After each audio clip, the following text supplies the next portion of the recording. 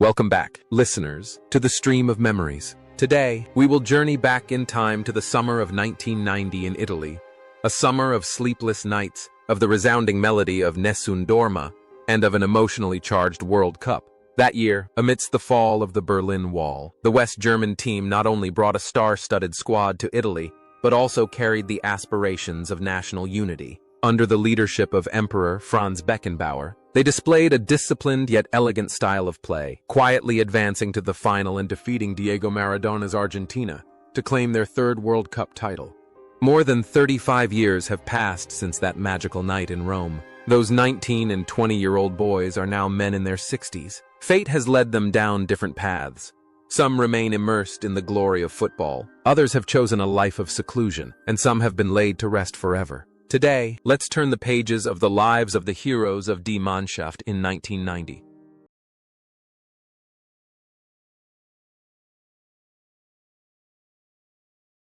Lothar Matthäus, the uncrowned emperor, and his multifaceted life. In the 1990 West German squad, Lothar Matthäus, 29 years old, was not just the captain, he was the heart, the brain, and the soul of the team. At the peak of his form, Matthäus was the most perfect midfielder world football had ever produced.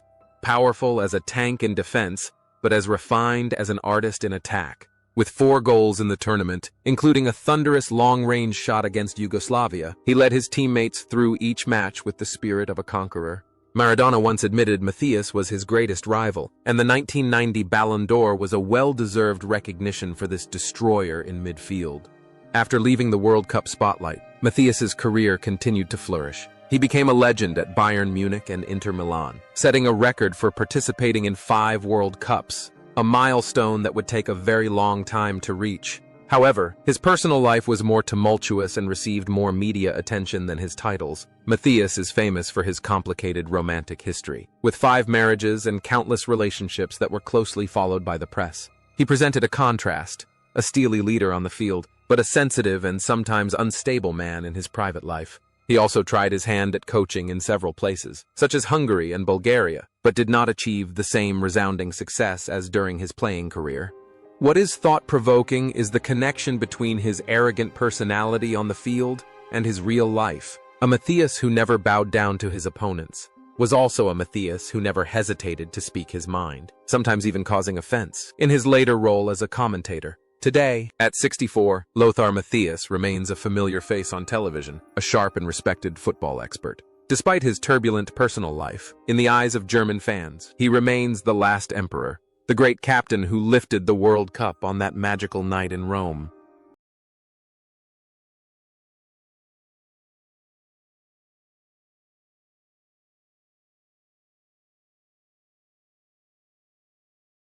Andreas Brehme, the unsung hero and the tragic undertone.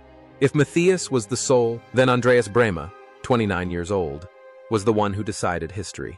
Playing as a left back, Brehme possessed an incredible ability to play with both feet. It was he, and no one else, who calmly stepped up to take the penalty in the 85th minute of the final, facing goalkeeper Goycochea, Argentina's penalty specialist. His low, powerful shot with his right foot, despite being left-footed, sent West Germany to the top of the world. In that moment, Brehme was not just a player. He embodied the composure and cold precision of the Germans. After the glory of 1990, Brehme continued to enjoy wonderful years with Inter Milan, and then created a fairy tale story with Kaiserslautern, winning the Bundesliga title immediately after promotion. However, when the lights went out, Brehme's life fell into darkness. He faced serious financial difficulties, with rumors even suggesting he had to take on cleaning jobs to pay off his debts. But Brehme never complained. He quietly rebuilt his life, taking on coaching roles and becoming a football ambassador. The image of the humble, modest World Cup hero, always wearing a gentle smile, earned him the deep affection of fans. However, that glorious yet tumultuous journey came to a sudden and heartbreaking end. On the night of February 20th, 2024, devastating news shocked the entire nation of Germany. Andreas Brehme had died of a sudden cardiac arrest in Munich at the age of 63. His passing, just over a month after the death of his mentor Franz Beckenbauer, was a huge shock. His legacy is not only the golden goal of 1990, but also a lesson in courage and responsibility in life or death situations.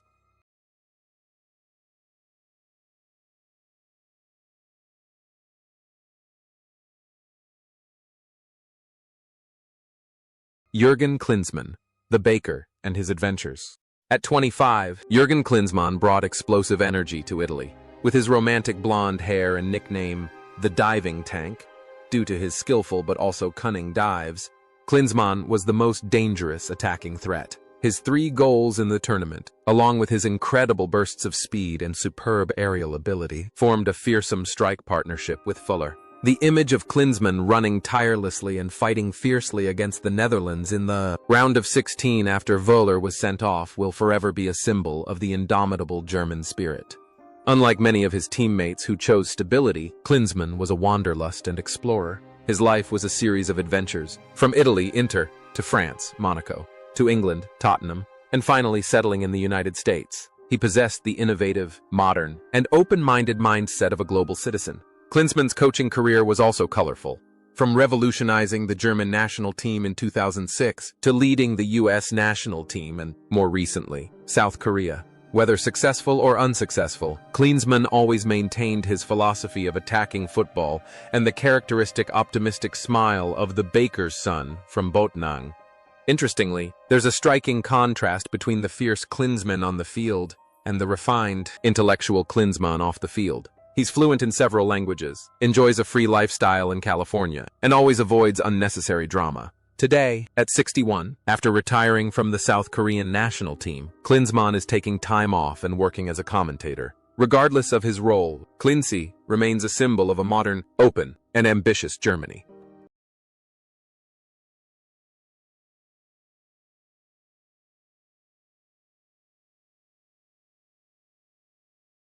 Rudi Völler, the old fox with silver hair and the love of the nation.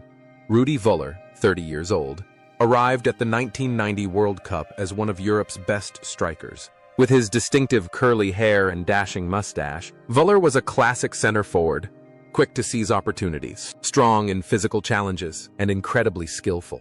Although he only scored 3 goals, his contribution was invaluable. It was Völler who earned the decisive penalty in the final after a clever dive in the penalty area. The nickname Tante Kete, Aunt Kete, given to him by fans reflects the closeness and special affection they had for him.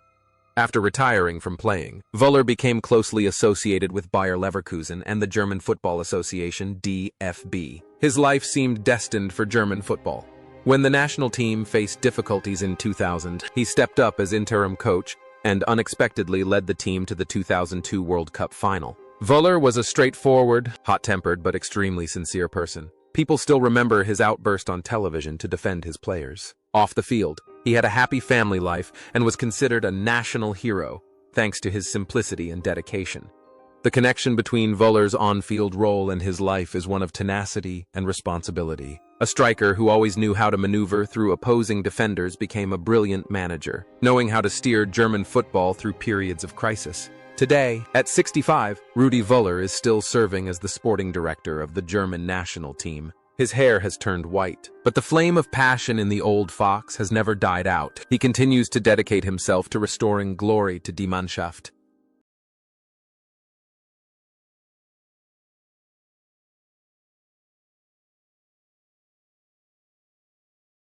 Guido Buchwald, the shadow of Maradona and the glory of the East. In the 1990 final, the most difficult task was given to Guido Buchwald, 29 years old, to neutralize Diego Maradona. And he did it so perfectly that he was nicknamed Diego after the match. Buchwald wasn't a flashy player, he was a symbol of diligence, discipline, and physical strength. Throughout the tournament, he was a reliable defensive anchor, ready to provide a platform for the attacking stars to shine. Buchwald's career took an interesting turn after the World Cup.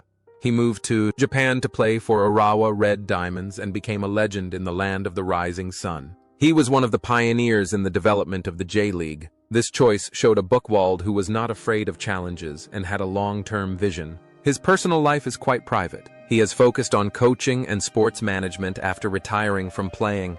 Today, at age 64, Guido Buchwald remains actively involved in football activities as an ambassador for Stuttgart FC and in scouting. He lives a peaceful life, respected in both Germany and Japan. Buchwald's journey is proof that sometimes the hero isn't the one who scores, but the one who prevents the opponent from scoring. Bodo Illgner, the young goalkeeper and the peaceful choice. At the age of 23, Bodo Illner made history by becoming the youngest goalkeeper ever to start in a World Cup final and keep a clean sheet. With his long reach, sharp reflexes, and mental fortitude beyond his years, Illner was a reliable last line of defense. His calm demeanor in neutralizing Argentina's shots instilled absolute confidence in his teammates further up the field. However, Illner's international career ended rather early and unexpectedly when he retired from the national team after the 1994 World Cup due to conflicts with the coaching staff. At club level, he had glorious years with Real Madrid, winning the Champions League in 1998. After retiring, Illner chose to disappear from the German media. He and his wife, who was also his agent, a rare occurrence at the time, moved to Florida, USA, and later to Spain. He wrote novels, enjoyed a secluded life, and rarely appeared at football events. Illner's choice perfectly reflects his personality on the pitch: cool, decisive, and independent. He doesn't need the glory of the past to nurture the present. Today, at 58, Bodo Illner is enjoying a peaceful life with his family under the Mediterranean sun, occasionally appearing as a commentator for foreign television channels, leaving behind the hustle and bustle of the football world. Klaus Augenthaler, the cornerstone, and a love that lasts forever. As the oldest player in the starting lineup, 32 years old, Klaus Augenthaler plays the role of a classic libero, commanding the defense with his extensive experience. Nicknamed Aug, the Eye, he possesses exceptional game-reading abilities and provides perfect cover for his younger teammates. Augenthaler combines composure and authority, serving as a solid source of moral support for the entire team. Augenthaler's life is a hymn to loyalty. Throughout his playing career, he only played for one club, Bayern Munich, captaining them and winning countless titles. After retiring, he transitioned to coaching, managing several Bundesliga teams such as Leverkusen and Wolfsburg. He is a quintessential German, serious, hard-working, and fond of beer and reunions with old friends.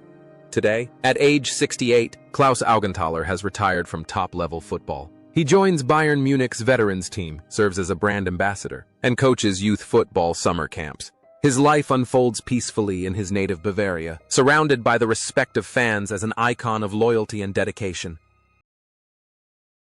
Jürgen Kohler, the god of football and the art of defending.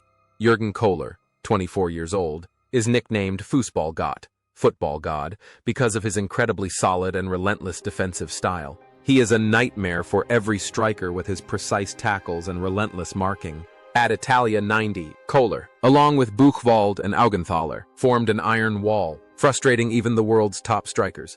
Following his World Cup success, Kohler continued to solidify his position as one of the world's leading central defenders while playing for Juventus and Borussia Dortmund, where he won the 1997 Champions League. His life off the pitch was relatively quiet. He experienced some health issues related to his heart, but overcame them. Kohler tried his hand at coaching in lower leagues and as a sporting director, but his greatest passion remained youth development. At 60 years old, Jürgen Kohler is currently working with youth teams and participating in activities representing Dortmund. Although not a media sensation, whenever the art of catenaccio defense or German discipline is mentioned, Kohler's name is always cited as a benchmark. He lives a simple life, humble life, just as he quietly dedicated himself on the pitch.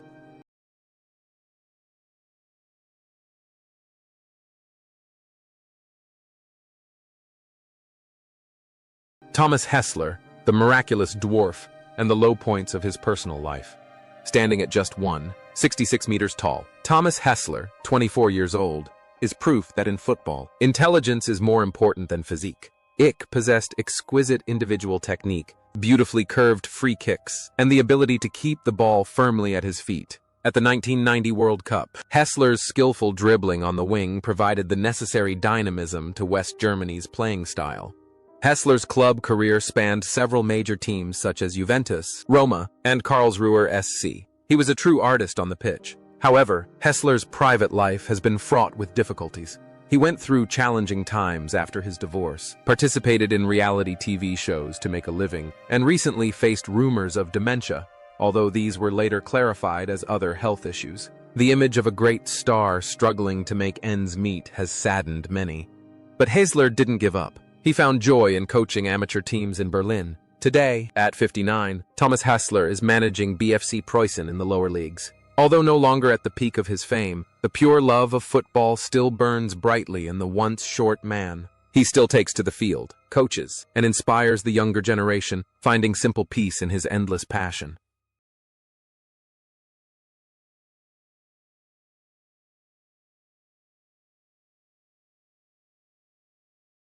Pierre Litbarski, Liti, and his magical bow legs. Pierre Litbarski, 30 years old, was one of the most technically gifted players in German football in the 1980s. With his distinctive bow legs, Liti had incredibly tricky dribbling skills that left opponents vulnerable. Although he often sat on the bench in favor of younger players, whenever he came onto the field, he left his mark with his experience and cunning. The 1990 World Cup marked his third consecutive appearance in the World Cup final, and finally, he tasted victory. After the tournament, Litbarski, like Buchwald, chose Japan as his destination and became an icon there. He even married a Japanese woman and spoke fluent Japanese. Litbarski's life was a fascinating cultural exchange. He was cheerful, humorous, and always brought laughter to those around him. Currently, at age 65, Pierre Litbarski works in scouting and is an ambassador for Wolfsburg. He lives happily with his multicultural family, frequently traveling between Germany and Japan. Litbarski is a role model of a player who knows how to enjoy life, turning football into a bridge between cultures and a source of joy. Stefan Reuter, the silver arrow on the wing. Stefan Reuter, 23 years old, nicknamed Turbo for his blistering speed, is a modern winger who tirelessly attacks and defends. Coming on as a substitute for Thomas Berthold in the final, Reuter used his youthful energy to reinforce the defense and maintain pressure on the opposition in the tense final minutes.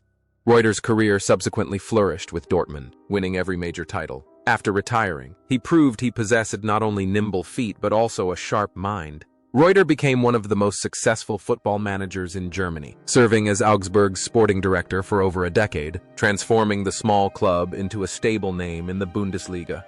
Today, at 59, Stefan Reuter remains a powerful figure in German football management. He is a testament to the successful transition from player to manager.